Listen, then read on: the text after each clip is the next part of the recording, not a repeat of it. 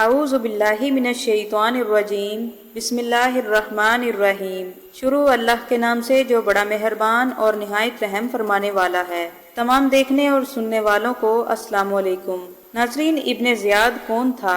ابن زیاد کی پیدائش کیسے ہوئی اور خانوادہ رسول صلی اللہ علیہ وآلہ وسلم کو ناحق شہید کرنے کے بعد ابن زیاد کا کیا انجام ہوا؟ آج کی ویڈیو میں ہم آپ کو مکمل تفصیل سے آگاہ کریں گے۔ ابن زیاد کوفہ کا گورنر تھا، جس کا پورا نام عبداللہ ابن زیاد بن ابیہ، جسے ابن مرجانہ ابن زیاد کے نام سے جانا اور پہچانا جاتا ہے۔ ابن زیاد بنو امیہ کا ایک مشہور فوجی کمانڈر تھا اور امام حسین رضی اللہ تعالی عنہ کے قتل کے اہم عوامل میں سے ایک تھا، جو مرجانہ نامی لونڈی سے پیدا ہوا۔ ناظرین، بعض مورخین نے ابن زیاد کو اس کی والدہ سے منسوب کیا ہے، جس کی وجہ سے اسے ابن مرجانہ کہا جانے لگا، جس سے مراد ابن زیاد کی پیدائش کی ناپاکی ہے۔ مورخین نے لکھا کہ ابن زیاد کی والدہ سے کسی نے زنا کیا، جس کے نتیجے میں اس کی پیدائش ہوئی، یعنی وہ ایک لونڈی سے پیدا ہوا تھا۔ ابن زیاد واقعہ کربلا کا مرکزی کردار تھا، کیونکہ اس کے حکم پر ہی امام حسین رضی اللہ تعالی عنہ پر پانی بند کیا گیا۔ ابن زیاد کربلا میں لشکر کشی اور کوفہ میں اہل بیت آل محمد صلی اللہ علیہ وآلہ وسلم سے برے سلوک سے پیش آنے کی وجہ سے، خاص طور پر اہل تشیع کے نزدیک اور امام حسین رضی اللہ تعالی عنہ کے سر انور کے ساتھ بے ادبی کی وجہ سے تمام مسلمانوں کے نزدیک ظالم اور غلیظ ترین شخص تھا۔ کربلا کے بعد کوفہ میں دلخراش واقعات میں سے ایک واقعہ یہ ہے کہ ابن زیاد کے پاس امام حسین رضی اللہ تعالی عنہ کا سر انور پیش کیا گیا تو اس نے چھڑی کے ساتھ آپ رضی اللہ تعالی عنہ کے ہونٹوں اور دانتوں کی بے حرمتی کی۔ دربار میں موجود صحابی رسول خدا زید بن ارقم رضی اللہ تعالی عنہ دیکھ کر رونے لگے اور کہنے لگے، ابن زیاد، اس چھڑی کو ان ہونٹوں سے اٹھا۔ خدا کی قسم، میں نے ان ہونٹوں پر کئی بار رسول خدا صلی اللہ علیہ وآلہ وسلم کو بوسہ دیتے ہوئے دیکھا ہے۔ یہی روایت یزید ابن معاویہ کے بارے میں بھی ملتی ہے کہ اس نے امام عالی مقام حضرت امام حسین رضی اللہ تعالی عنہ کے ہونٹوں اور سر انور پر چھڑی ماری تھی۔ یہی ابن زیاد موصل میں 3000 فوج کے ساتھ اترا۔ مختار سقفی ابراہیم بن مالک اشتر کو اس کے مقابلے کے لیے بھیجا گیا۔ موصل سے 15 کوس کے فاصلے پر دریائے فرات کے کنارے دونوں لشکروں میں مقابلہ ہوا اور صبح سے شام تک خوب جنگ ہوئی۔ جب دن ختم ہونے والا تھا اور سورج غروب ہونے کے قریب تھا تو اس وقت ابراہیم کی فوج غالب آئی اور ابن زیاد کو شکست ہوئی۔ ابراہیم بن مالک نے حکم دیا کہ فوج مخالف میں سے جو بھی ہاتھ آئے اسے زندہ نہ چھوڑا جائے۔ بہت سے ہلاک کیے گئے اور اسی ہنگامے میں ابن زیاد بھی فرات کے کنارے محرم کی 10ویں تاریخ سن 63 ہجری میں مارا گیا۔ پھر اس کا سر کاٹ کر ابراہیم بن مالک کے پاس بھیجا گیا۔ ابن زیاد کی موت کے بعد اس کے سر کو کوفہ کے دارالامارات کو خالی کر کے وہاں رکھا گیا اور اسی جگہ ابن زیاد کا سر ناپاک رکھا گیا، جہاں 6 برس قبل نواسۂ رسول امام حسین رضی اللہ تعالی عنہ کا سر مبارک رکھا گیا تھا۔ اس بدبخت کی موت پر رونے والا کوئی نہیں تھا، بلکہ اس کی موت پر جشن منایا جا رہا تھا۔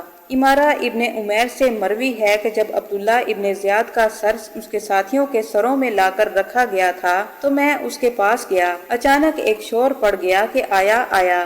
میں نے دیکھا کہ ایک سانپ آیا اور وہ سانپ سب سروں کے بیچ میں ہوتا ہوا ابن زیاد کے ناپاک نتنوں میں داخل ہو گیا، حتیٰ کہ تھوڑی دیر کے بعد وہ غائب ہو گیا۔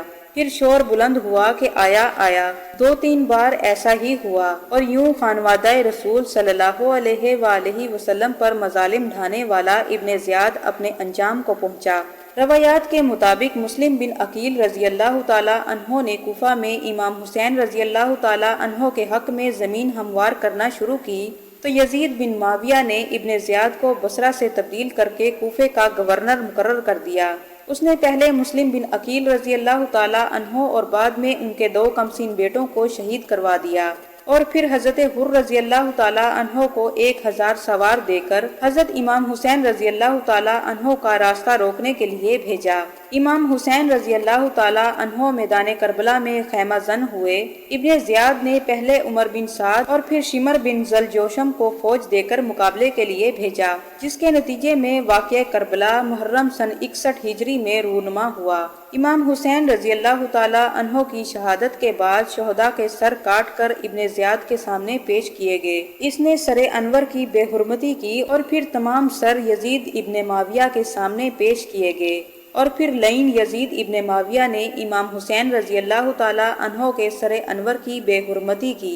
محرم سن 63 ہجری میں ابن زیاد مختار سقفی جرنیل ابراہیم کے ہاتھوں مارا گیا، اور پھر ابن زیاد کو شکست ہوئی اور وہ میدان جنگ میں مارا گیا۔ قتل کے بعد اس کے سر کو اس جگہ پر لا کر رکھا گیا جہاں 6 برس قبل اس نے امام علی مقام حضرت امام حسین رضی اللہ تعالی عنہ کا سر رکھا تھا۔ ترمذی شریف کی صحیح حدیث ہے کہ جس وقت ابن زیاد اور اس کے سرداروں کے سر مختار سقفی کے سامنے رکھے گئے تو ایک بڑا سانپ نمودار ہوا جس کی ہیبت سے لوگ ڈر گئے۔ وہ تمام سروں پر پھرا اور پھر جب عبداللہ ابن زیاد کے سر کے قریب پہنچا تو اس کے نتنوں میں گھس گیا اور تھوڑی دیر ٹھہر کر اس کے منہ سے نکلا۔